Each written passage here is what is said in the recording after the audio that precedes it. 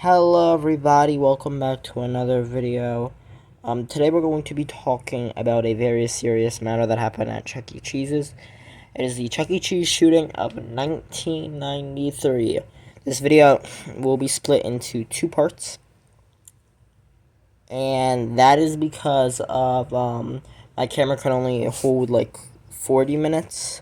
And, this is longer than the iceberg video, which was about, I think maybe over 40 minutes. But I had to like go into like a separate part, which is why the ending had its like own little part. Let me get just a sip of water.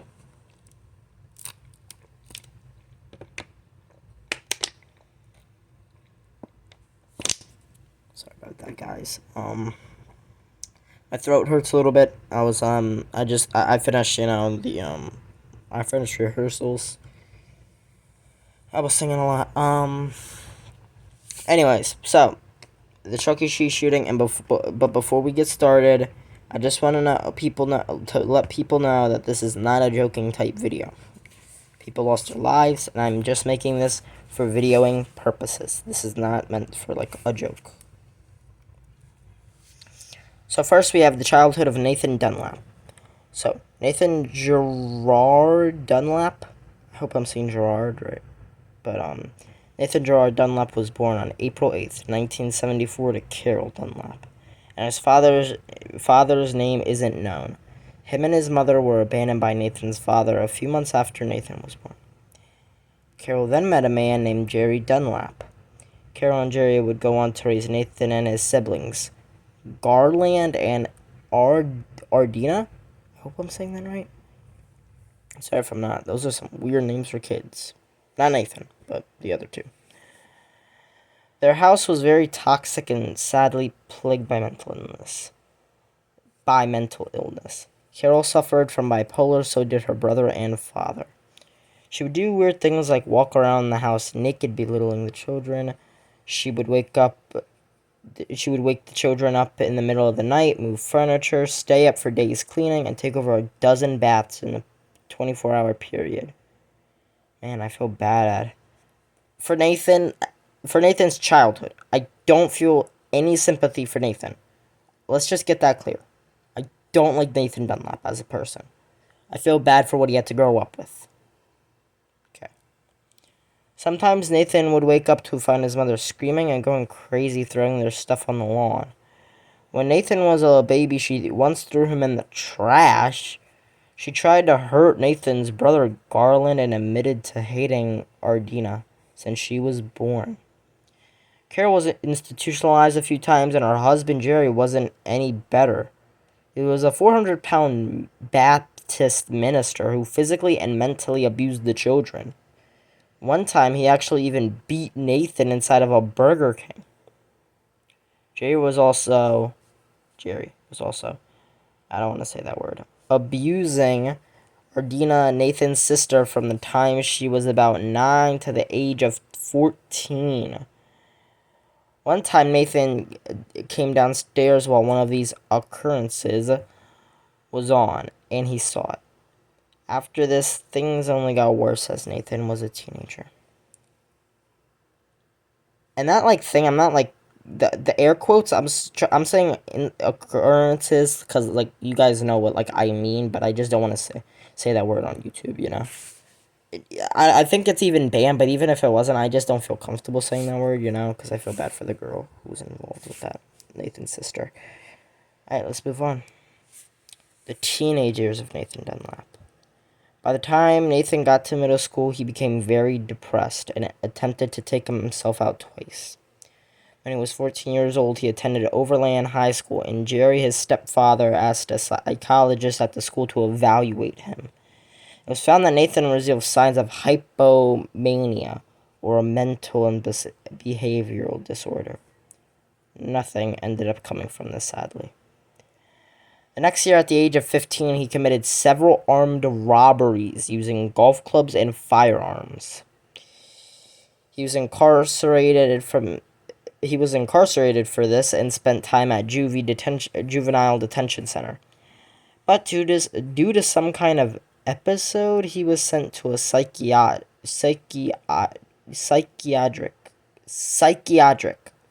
I'm definitely not saying that right. I'm sorry. My brain's like hospital. Psychiatric hospital. Eventually, Nathan was released at the age of 17 and he began selling drugs and became good friends with a guy named Joshua Carl. What a name. They would commit a lot of crimes. They robbed a Burger King, got in a ton of fights, robbed a dry cleaner with a golf club, robbed a pizza place with some handguns, and I'm sure that there were a bunch of other things as well. Before we continue, was that Burger King they robbed the same Burger King Nathan was beaten? I just want to know that. I just do. Like, is it like revenge on the Burger King? I don't know. Like, well, it was his father, I guess. So, like, who'd like beat him, but like I don't know, like was it the same Burger King? That'd be funny. Well, not funny for the people. I'm sorry. No, no, no. This is not a joking type video. But I'm just saying it would be. Come on, it'd just be crazy.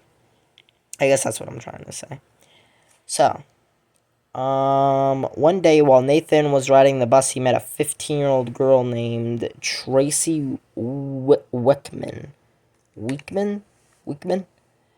Her and a few of her friends were riding the bus for fun to see if they could meet some guys. At one of the stops, she immediately noticed the guy come on. She was attracted to him. His name? Well, his name was Nathan Dunlap, and somehow they were able to hit it off. The two of them began dating, and it was Tracy's first boyfriend.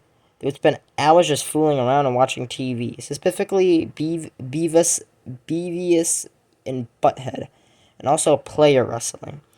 Even though there was a questionable age gap, Tracy was now 16 and Nathan was 19, Tracy's family really didn't care. I bet they're gonna care what he does later. History of Chuck E. Cheese in Aurora, Colorado. And I'm not really gonna get into this. Well, I guess I kind of am, but like we're gonna get into Aurora, Colorado's history a whole nother time. It's actually probably just actually I don't even know if I want to, because I know the history page is literally all about Nathan, and then like the rest is just a little bit about what it was before and all that. So this actually may be it for Aurora, Colorado, or I may make a video in the future. I'll decide. But before we continue with Nathan, let's talk about the store. The store located at 12293 Alif Avenue, Aurora, Colorado, opened on January 28th, 1981 as a Showbiz Pizza with a Rockefeller explosion. It became a Chuck E. Cheese in 1991 or 1992. It, of course, had a 3-stage since it was a Showbiz Pizza place. It would later become a Phase 2 store, and it had showroom walls, of course, and it had the games every CEC Phase 2 would have. They also had this nice salad bar. The exterior had the red doors and tiles, also a Chuck E. Cheese pizza sign with family on the left of the CEC sign, and fun on the right of the CEC sign. At the time of the shooting, the little lobby was dressed up for Christmas and had a Gone with the Wind parody poster at the back of the Christmas tree. You can see a photo right there. This is not a photo of the building. I'll show you guys a photo. I think it's the next slide. But there's like what I'm talking about with the colored tiles, and then you can see family, fun on the red doors. I think that location is what is that location? I know it's not a photo of the building. I know that much. Things leading up to the massacre. The year was now 1993, and in May, Nathan began working as a cook at Chuck E. Cheese. That restaurant was located in Aurora. His brother, who we don't know much, if anything, about him, also worked there. Within 2 months in July, Nathan got into an argument with the kitchen manager about work hours, also not being a very good worker. Nathan was then fired, and from this point forward, he was not going to stop being a nuisance until he got his revenge. He'd oftentimes visit the restaurant and would appear to be cool with his coworkers and brother, but he would also turn on a dark side when he was there and talk about the manager who fired him and how he was going to get him. And there's a photo of the actual building on the night, like, when the police discovered it, but, like, yeah.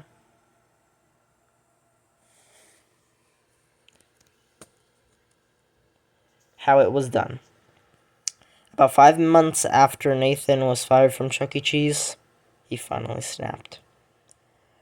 On Tuesday, December 14th of 1993, Nathan was playing basketball with a group of friends when he decided that today was the day. He was going to rob Chuck E. Cheese, and not only rob them, but kill everyone inside. So that night, a little bit before 9 p.m., Nathan went to the restaurant carrying a small handgun. He ordered a sandwich and decided to sit at a table near the front of the restaurant. A bit of time would pass, and he would then play some video games, especially a shooter game. He talked to a former coworker who had just finished their shift, and he also called his girlfriend. After talking to the employees, though, Nathan found out that his old manager wasn't working that night. This wasn't going to stop him or sway his decisions, however, for whatever reason. His vengeance that he was attempting to take was driven by a particular individual, the kitchen manager. So, why he did what he's about to do is certainly a mystery. But before we do that, we have the victim's backstory. A bit after 9:50 p.m., Nathan went and hid inside of the bathrooms and waited until Chuck E. Cheese closed at 10. Meanwhile, the workers who were closing the shop for the night had no idea what was about to happen. The nighttime manager who was working was a 50-year-old woman named Margaret Kohlberg. Close to 10 p.m. on this particular night, a family birthday had stayed a bit late, so they were just leaving. Margaret had gone to her office to start tallying up the receipts from the night, and she was getting ready to go home to her 2 children. This was her first night working alone as a manager, and so she was a bit excited for this. Sylvia Crow, who was there that night, and Sylvia Crow was there that night, and she was a 19-year-old who was working full-time at Chuck E. Cheese, and also going to college at Metro State, where she was studying psychology. Her best friend, Jennifer Wood, used to work with her at Chuck E. Cheese, and she's actually the reason Sylvia got the job. They hired her the same day she applied, and that was only a few months before. Sylvia was using the money she was making to pay off her car. We're going to do the other 3. School junior named Ben Grant, who was 17, just started vacuuming to clean up the floor. He was a wrestler and a smart and good person. There was another 17-year-old named Colleen O'Connor. Colleen O'Connor, who was a sweet girl who was super excited because just a few hours before she had a phone call with her parents. Well, they told her they were getting her a car, so I can only imagine what she was feeling. Outside smoking a cigarette was a 20-year-old named Bobby Stevens. He was working a double and wasn't supposed to work during the night. He just picked up a shift. Bobby was the father to a 7-month-old, and he decided to get a job at Chuck E. Cheese to help with income because Christmas was about to be there. He started working at Chuck E. Cheese 2 weeks before. You can see which ones are who. And we'll get to why this is such a more updated photo of him. We'll get to that later. The event. None of them had any idea of what kind of evil lay away in the bathroom. While the crew was cleaning up and the manager was in her office, the animatronics were still going, creepily singing their happy little songs. Sadly, what will happen next is the complete opposite of what you expect to happen at a Chuck E. Cheese. Nathan was in the bathroom, looking in the mirror, psyching himself up, getting ready to take action. He walked out the door at 10:05 p.m., and the first person he saw was Sylvia Crow. She was cleaning the salad bar, and Nathan shot her in the head. She survived this initial shooting, though very badly wounded. We'll talk more about that in a moment. Then Nathan saw Ben Grant, who was vacuuming, and he too, like Sylvia, was shot in the head. Colleen O'Connor saw all of this happening and just stood there, frozen. She was so afraid and didn't know what to do, and so as Nathan was walking up to her, she got down on her knees, put her hands together, and begged for her life. Nathan shot her in the top of the head, killing her instantly. Bobby had just gotten back inside from his smoke break and heard the gunshots, but thought it was children outside popping balloons. He was loading the dishwasher with some utensils, and as he turned around to grab something, he saw Nathan walk in the kitchen door. Immediately, Bobby knew he was in trouble, and he said, "Oh shit," as Nathan raised the gun up and shot him. Bobby was hit in the jaw, and then he fell to the ground. But he didn't die. He decided to play dead. He yelled as still as he could, thinking that this was the end of him. That Nathan was going to shoot him again. To his surprise, Nathan didn't, and he just walked right past him. He continued and eventually entered the office of Margaret Colbert, who was oblivious to what was going on. Nathan forced her to unlock the safe, and after she did, he shot her in the ear. What happened after the killings? So, he started to get the cash together, but he noticed that Margaret was still moving, so he shot her in the other ear, killing her. Meanwhile, in the kitchen, Bobby had just came to from what had occurred, and covered in blood, he stumbled through the dining room and made his way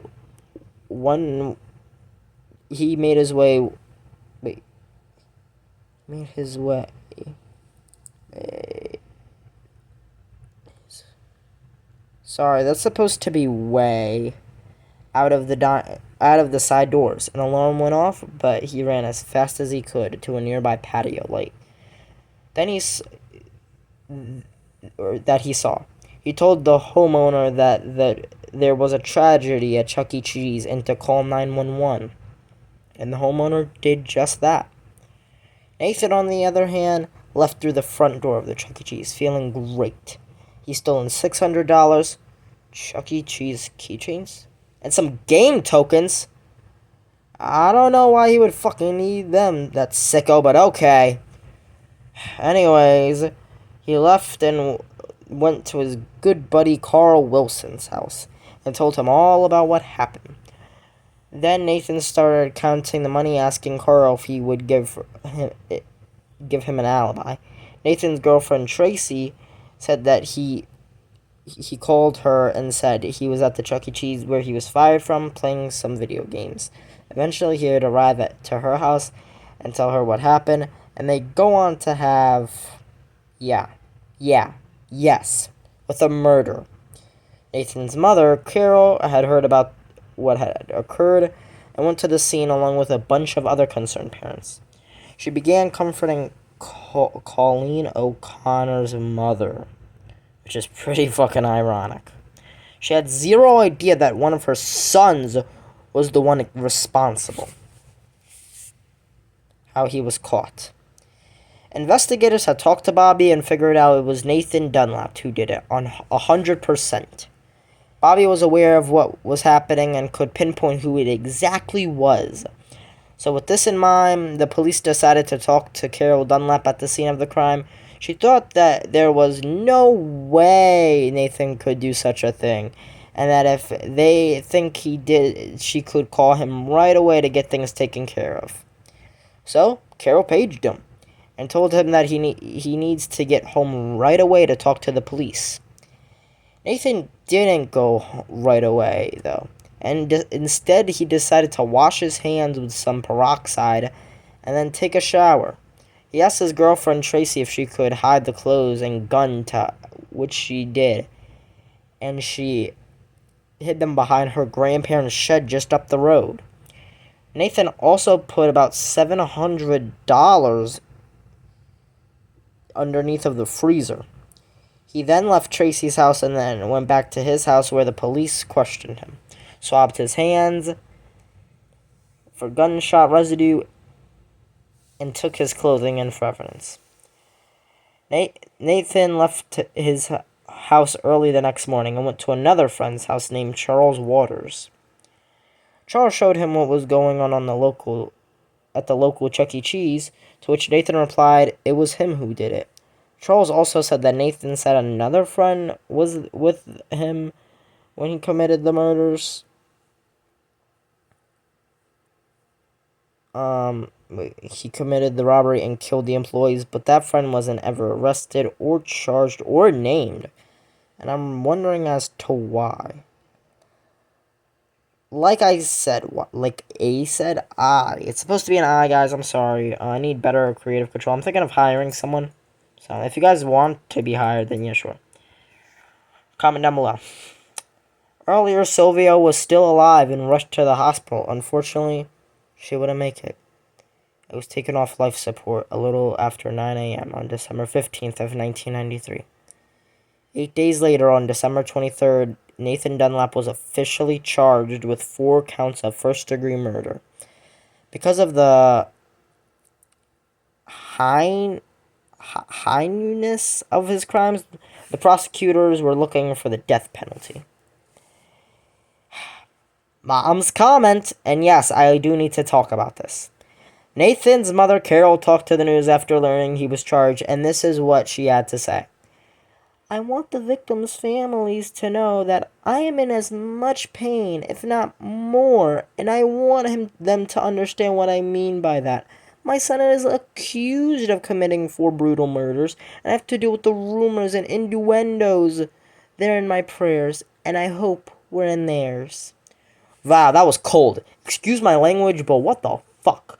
First of all, no, your son did do these murders. Second of all, none of your family members died. You don't know what the family members are feeling. So get your facts straight, lady. I mean, I understand you want to support your son, but there comes a time where you have to accept he's a bad guy. A fucking murderer in this case. And yes, this was my reaction when I found out. This what she had to say. I'm like, huh? The trial. Nearly 3 years later, the trial would begin, and it was going to be very troublesome. Nathan attempted to escape from jail, got tattoos in jail, won a smoking gun that says by all means necessary, and a crazy horse, which is the name he went by in jail. He also threatened a witness. The witness he threatened was a jailmate who Nathan decided to spill the beans to. The way that he found out that it was Nathan threatening the witness is because one of the letters that he was written was signed by Crazy Horse, or Nathan's monarch. I don't know. On May 17th, the jury took about 3.5 hours to come up with a verdict. And that was finding the defendant guilty of murder in the first degree. Nathan was given 4 death sentences, one for each person, and was also given a heaping load of other charges. The judge set his execution date for August of 2013. Nathan's girlfriend Tracy and her mother were both charged as accessories to the crime. I'm not sure why Tracy's mother served time. She most likely helped her daughter, but when I was researching, I couldn't find anything about the mother, so yeah. Also, I don't know how much time the mother did in jail, but Tracy spent 5 years in jail and got out a few years later. She was on a podcast talking about her life and what happened after the murders. Yeah, basically just cashing in. Also, in June of 2022, J.C. Litchman, who lives in Littleton, Colorado, was shot in a robbery. She survived, and there's a GoFundMe for her. I'm actually not sure if this is the same Tracy, but it appears to be, which is just a bit ironic. Hey, you know what? I just got one thing to say, and that's karma's a bitch. The future for Nathan. Yes, there's a fucking future for him. So, you're thinking, he's gone now. The world doesn't need to worry about Mr. Dunlap. Yeah, no.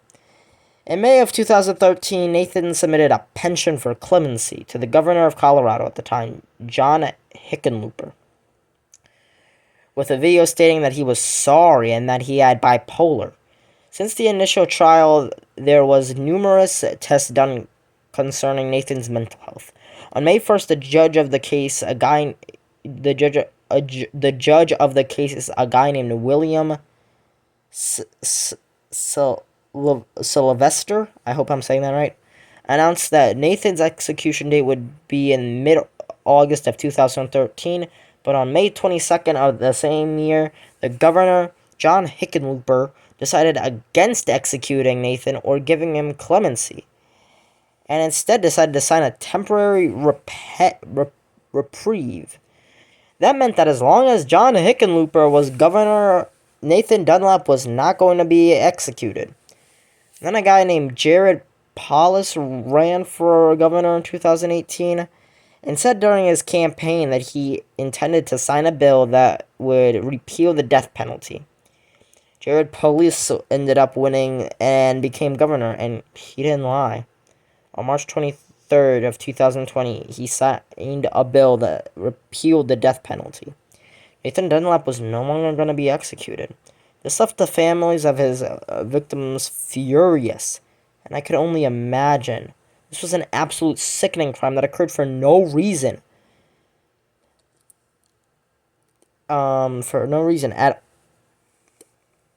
And like the manager who Nathan had a problem with wasn't even working the night he went to do the murders, but he decided to go through with it regardless. He didn't care about anyone or human life itself. And you can clearly see that in the quotes from an interview we would check out. Right, quotes. Interviewer. Does it bother you that they're dead, Nathan? No. Why? I guess 'cause for me, death ain't nothing. I'm not afraid of death. You didn't take the time to think of their life and how it's important? Important to someone else. What about Colleen? Yeah, I don't understand why she didn't run. That's why I turned around so quick. But she didn't run. She stayed right there and just watched. And what would happen if she did run? I would shot her. There are many more quotes, but I don't want to give him another second of being in my mind. He is a sick and twisted man, and lucked out with governors and their politics. He deserves no remorse or anything, and if anything, at least he's rotting away. All in all, his court appearances, outbursts, and nearly 30 years of ridiculousness costed taxpayers $18 million. What an absolute yikes. Rest in peace. Let's take a moment to talk about the real people who were affected by this, like victims and their families. First, we'll talk about Bobby Stevenson because he survived. He's doing well and has a wife and some kids, but every time that he tries to move on with his life, and move past everything, the event is in the back of his mind. He said he never forgets it and that he can put it to the side and have it not affect him. But it does, and it seems like every time that he tries to forget about it, something happens, and it gets right back in his mind. He's very annoyed with Colorado and the death penalty. I can only imagine what he's feeling. Rest in peace to Sylvia Crow, who was 19 years old and a big ball of energy. Rest in peace to Ben Grant, who was 17 years old and a nice guy who joked and kidded around with everyone. Rest in peace to Colleen O'Connor, who was 17 years old and a very loving person. Finally, rest in peace to Margaret Kohlberg. She was 50 years old and a great mother. Final thoughts. It's very upsetting to know what happened to them, and I hope all of their families are doing okay. But before we go, let's look at some photos that sum up the shooting. As you can see, there's the building. Here is the game room. You can see a Pizza Time Theater thing. You can see some art right there. The blue. Yeah. And I think someone was shot right here or something. I don't know. And back there is the 3 stage I talked about. But that doesn't matter. We're not focusing on that. We're focusing about the lives and the tragedy. There's the building from far away. There it is, close up. There's the salad bar I talked about. It's nice, but it's a mess right here because, sadly, remember someone was cleaning the salad bar and died right there. There's another view of the building. There's the Gone with the Wind poster behind the tree I was talking about. And finally, here's a newspaper article. Next. 4 workers killed in shooting spree. I can't believe something like this would happen at a Chuck E. Cheese.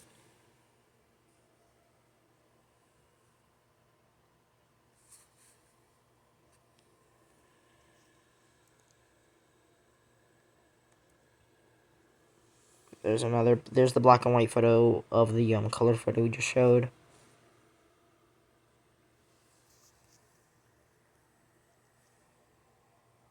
There's Nathan.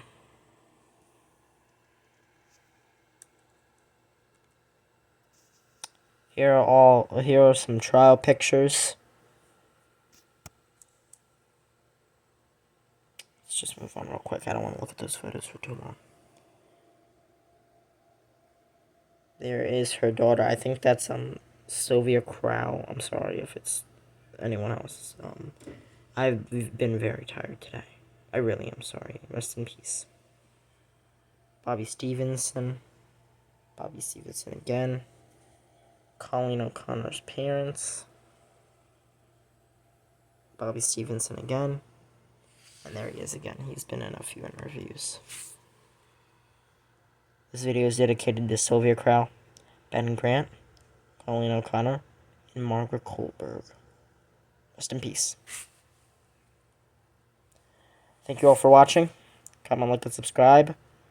And I'll see you guys next time. Bye-bye.